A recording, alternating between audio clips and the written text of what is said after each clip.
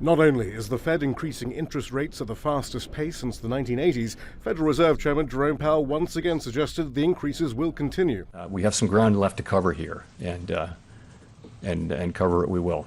Progressive politicians here in Washington are speaking out against the Federal Reserve's interest rate hikes as the prospect of hundreds of thousands of Americans being thrown out of work and even a global recession loom, not least because there's more and more data that suggests low unemployment and slightly higher wages aren't what's driving inflation. In fact, wages aren't even keeping up with inflation.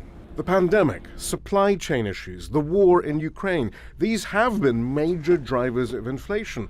But when Josh Bivens surveyed the numbers, he found another major driving force: corporate price gouging. And in normal times, corporate profits are supposed to be around 12 or 13% of prices, but then their contribution went to well over half, so an enormous change. Through the second quarter of this year, it's still really elevated. Clearly, the Fed's policies will increase pain among workers, in Jerome Powell's words, as unemployment and poverty increase.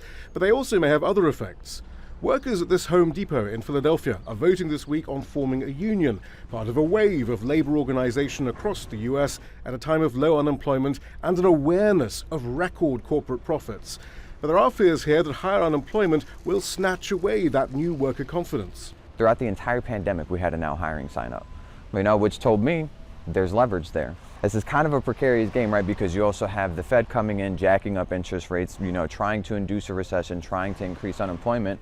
However, Vince Quiles says although it's true that higher unemployment and fewer job vacancies, the stated goals of the Fed, may make some workers reluctant to unionize at all, younger generations who've experienced nothing but economic crisis have simply had enough and are likely to push on regardless. The younger people, look, I'm 27, I grew up throughout the Great Recession, the Iraq War. The economy's been really crappy for us, and so there was kind of that era of like, look, things are already bad, we might as well take a shot and try and improve something.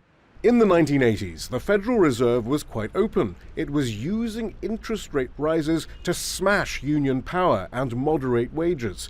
The Fed insists that that's not the intention this time around, and certainly at this Home Depot, workers hope for a different outcome. Shihab, Rattansi, Al Jazeera, Washington.